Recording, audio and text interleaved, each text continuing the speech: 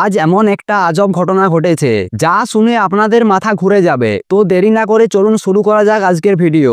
ঘটনাটি হলো বুধবার সকালবেলায় আইসিসি ওদের ওডিআই র্যাঙ্কিং প্রকাশ করলেন। যেই না র্যাঙ্কিং প্রকাশ করেছে দেখি লিস্টে দুই মহারথীর নাম নেই। কারা? আরে বাবা, আমাদের বিরাট কোহলি ও রোহিত শর্মা। আমি ভাবলাম কোথায় গেল রে বাবা। ভাবুন তো, আইসিসির র্যাঙ্কিং আজ সেখানে কোহলি নেই, রোহিত নেই।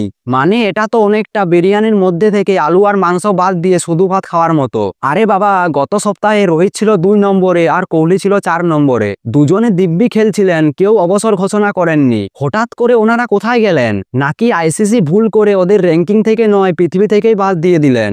এই ঘটনাটি দেখে আমি প্রথমে হাসবো না কাঁদবো সেটা বুঝতে পারিনি। অন্যদিকে আমাদের শুভমন গিল ভাই 1 নম্বরে উঠে এসেছে। শ্রেয়াস আয়ার রয়েছে প্রথম 10-এ। বাবর ভাই বেচারা রোহিত ভাইয়ের নাম না দেখে 2 নম্বরে উঠে এসেছে, আর বাবর ভাইয়ের খুশি আর হচ্ছে না। ঘন্টাখানেক পর দেখি আইসিসির ভেলকিবাজি শুরু করে দিয়েছে। যে র্যাঙ্কিং এ রোহিত ও কোহলির নাম ছিল না সেটা হাওয়া হয়ে গেল।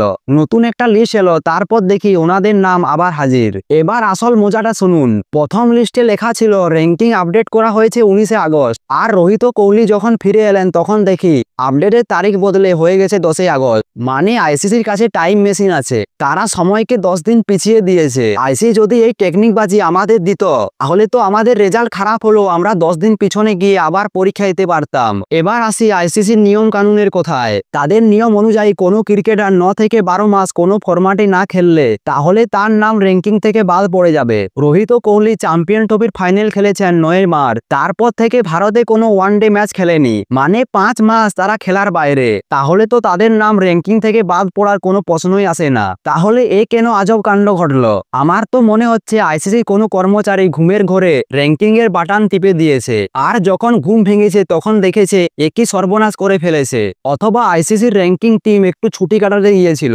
হয়তো পাহাড়ে বা সমুদ্রের ধারে। সেখানে গিয়ে র্যাঙ্কিং আপডেট করতে গিয়ে নেটওয়ার্ক পায়নি, তখন ভুল করে 10 দিনের আগের লিস্ট আপলোড করে দিয়েছে। বন্ধুরা, যাই হোক না কেন আইসিসি এই ব্যাপারটায় কোনো ব্যাখ্যা দেয়নি। এই ঘটনার পর একটা কথা তো নিশ্চিত, আইসিসি র্যাঙ্কিং এর মতো তাদের কাজের পদ্ধতি বেশ রহস্যময়। তো এটাই ছিল আজকে আইসিসি রহস্যময় কাণ্ডের আপডেট। আপনাদের কি মনে হয় কেন এমন হলো? কমেন্টে জানাতে ভুলবেন না। আর এই ভিডিওটা যদি ভালো লাগে তাহলে একটি লাইক করে দেবেন, বন্ধুদের সাথে শেয়ার করুন, আর আমার এই চ্যানেলটি সাবস্ক্রাইব করে রাখুন। দেখা হচ্ছে পরের ভিডিওতে। জয় হিন্দ।